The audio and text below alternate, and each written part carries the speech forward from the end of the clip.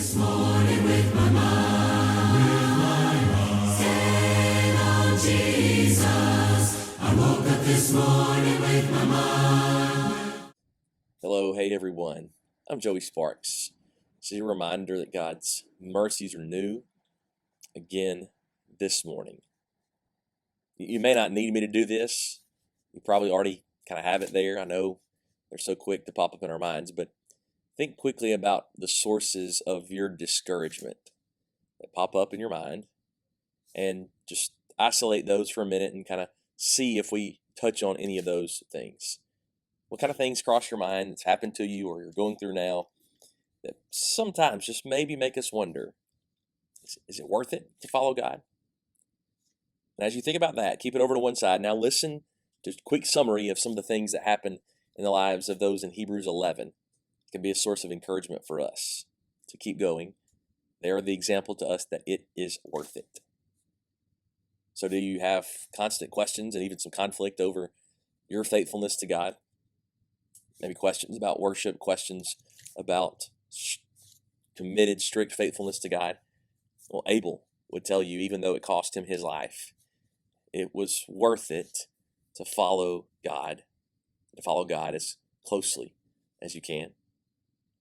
Maybe you walk with God, but you feel the constant pull of friends, of the community, of culture in general. Enoch would say, it's worth it to walk with God.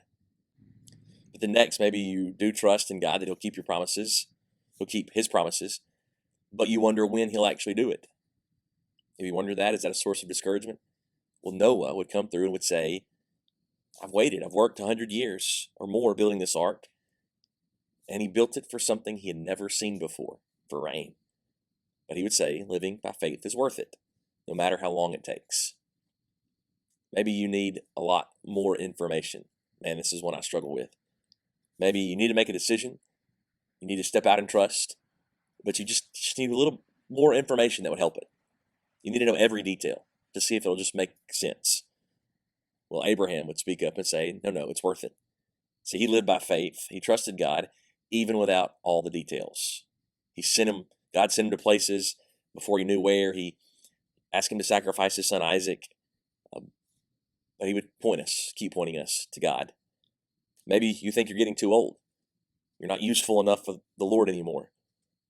Maybe you don't think that you can be effective any longer because of your health. Well, Sarah, a beautiful lady, the wife of Abraham, would say, no, keep following. It's still worth it. Long after she was past childbearing years, she had been unable to have children. Before that, God blessed her with a son, and that son was special, and that son was the descendant that would go on to have countless descendants of the Jews. Maybe do you feel like you're in the middle of constant fighting and friction among various people that you love? Isaac would speak up and say, my family had some issues, some major issues, and yet God used them and God used me. Maybe you have some strong worries and concerns about children and grandchildren. Their discouragement sometimes. What do you think? Well, Jacob would speak up. Jacob would say, my older sons tried to kill my youngest son, then had him shipped off into slavery. They lied to me about it. Worried for years about their well-being. His heart would have ached, no telling how many nights, but he made it through. God helped him through it because he lived by faith. Have you been mistreated directly because of a constant commitment to God, a lifestyle of purity, a lifestyle of saying no to the world? Joseph, that younger son of Jacob, would speak up and say, no, don't give in. It's still worth it. Even when you're mistreated directly because you don't give in, it's still worth it to suffer for doing right. Maybe you don't think that you're talented enough to serve the people of God. Moses would then speak up and say, I was convinced I couldn't lead the children of Israel, but God gave me the strength. God gave me people in my life, and Moses lived by faith. Maybe you wake up, you read the paper or the news, however you consume the news today. You watch it on TV and you wonder what's going to happen with all these ungodly governments, ungodly pockets in our own government. And there's plenty to be concerned about, and yet the Israelites under Moses' leadership would be a reminder that God can deliver us from even the most evil of nations if that's his will. God's power is greater than the nations. He rules the nations. Maybe we stand back and we look not at government, but we look at cultural influences, entertainment, and how we live in a world that's highly materialistic and sexualized, and it's irreverent, and frankly, it's now blasphemous. And we wonder, are these entities, are they too big to be brought down? Are they always going to be here? And that's when we hear a new group of Israelites speaking up saying, keep going, it's worth it. Because you remember when they got to the promised land under the leadership of Joshua, they come upon Jericho. God has them march around that city for a week, and then that final day 7 times, and those walls fall, despite how heavily fortressed the city would appear.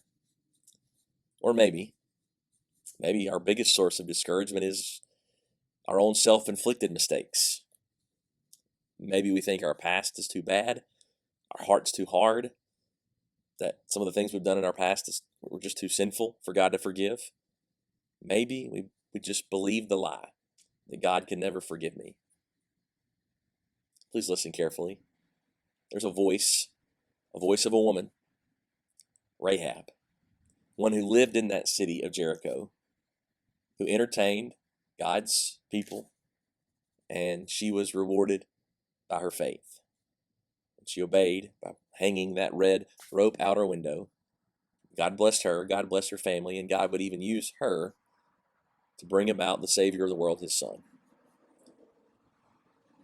Plenty in this life can discourage us, but trusting in God, faith that's active will sustain us through any discouragement.